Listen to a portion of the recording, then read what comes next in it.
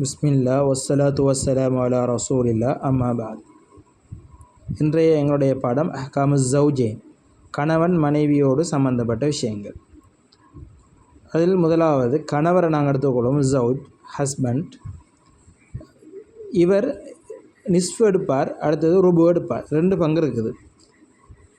ஒன்று அரைவாசி அல்லது காவாசி.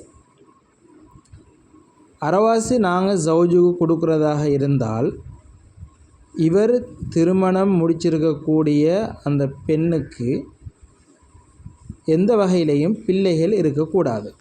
இவருக்கு பிள்ளைகள் இருக்கக்கூடாது என்று விளங்கிடக்கூடாது. மாற்றி இந்த அதமுல் ஃபரவுல் வாரிஸ் இருக்கக்கூடாது என்பது இவருக்குரிய நிபந்தனை. அப்போ இவருக்குரிய நிபந்தனை என்று சொன்னால் என்ன என்றால், இவர் ஃபர்ஸ்ட் மேரேஜ், அவர் அந்த மேரேஜில் பிள்ளைகள் இல்லை, டிவோர்ஸ் ஆகிட்டுது, அல்லது இவர் ஃபர்ஸ்ட் மேரேஜில் பிள்ளைகள் இருக்கிறாங்க, அதுக்கு பின்னாடி டிவோர்ஸ் ஆகிடுச்சுது. இப்போ நாங்கள் சொல்லுவோம் ஃபர்ஸ்ட் மேரேஜ்லேயோ செகண்ட் மேரேஜ்லேயோ தேர்ட் மேரேஜ்லேயோ இவருக்கு பிள்ளைகள் இருக்கக்கூடாது. பிள்ளைகள் இல்லை என்று சொல்லி இருந்தால் ஸௌஜுக்குரிய பங்கு நிஸ்ஃபு கிடைக்கும். இவரை தொட்டும் அவருக்கு பிள்ளைகள் இல்லாத பொழுது அவர் நிஸ்ஃபு எடுத்துக்கொள்வார்.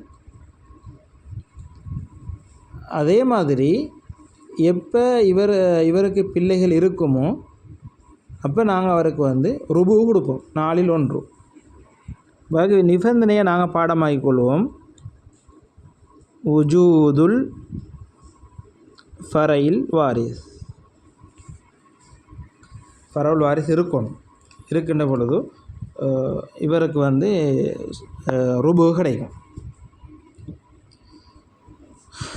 ஸௌஜுடைய சட்டம் எவ்வளவுதான். இதைத்தான் குர்ஆன் ஆயத்து சொல்லுது, வலக்கும் நிஸ்ஃபு மா தரக்க அஸ்வாஜுக்கும், உங்களுடைய மனைவிமார்கள் விற்று சென்ற சொத்தில் உங்களுக்கு நிஸ்ஃபு இருக்கின்றது. நிபந்தனையை பார்த்தீங்கன்னா, இல்லம் யகுன் லஹுன்ன வலதுன், பிள்ளைகள் இல்லை என்றிருந்தால். ஃபைன்கான லஹுன்ன வலத், அந்த மனைவிமாருக்கு பிள்ளைகள் இருந்தால் ஃபலக்கும் ருபு கிடைக்கும். மிம்மா தரக்கன மிம்பாதி வசியத்தின் யுஸ்ஸீன பிஹி அவுதை. இது முதலாவது ஸௌஜுடைய சட்டம். 2வது சட்டம் ஸௌஜாவுடைய சட்டம்.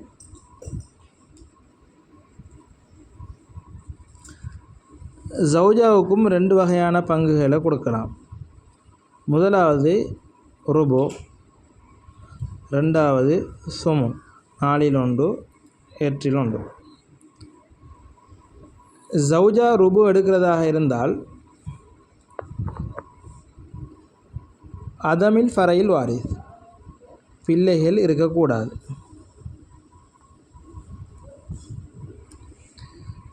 இந்த மனைவிக்கு பிள்ளைகள் இருக்கக்கூடாது.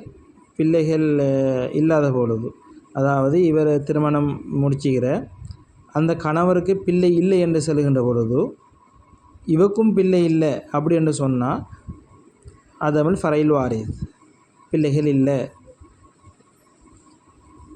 இவள் முடித்திருக்கக்கூடிய கணவர் ஃபர்ஸ்ட் மேரேஜோ செகண்ட் மேரேஜோ பிரச்சனை இல்லை, அவருக்கு பிள்ளைகள் இல்லை என்று இருக்கின்ற பொழுது ருபோ நாங்கள் எந்த ஸௌஜா ஒன்றாக இருந்தாலும் அல்லது 4 மனைவிமார்கள் இருந்தாலும் அவர்களுக்கு எல்லாமே ருபோ தான் பங்கு.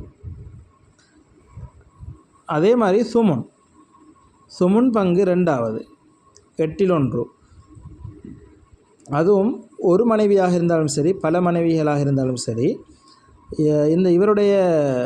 இவர்களுடைய கணவருக்கு பிள்ளைகள் இருக்குது அப்படி என்கின்ற பொழுது மனைவிமாருக்கு கொடுக்க வேண்டிய பங்கு 8/1. அதனால் நாங்கள் நிபந்தனையில் சேர்த்துக்கொள்வோம் உஜூதுல் ஃபரைல் வாரிஸ். நிபந்தனைகளை பாடமாகிக் கொள்ளும்.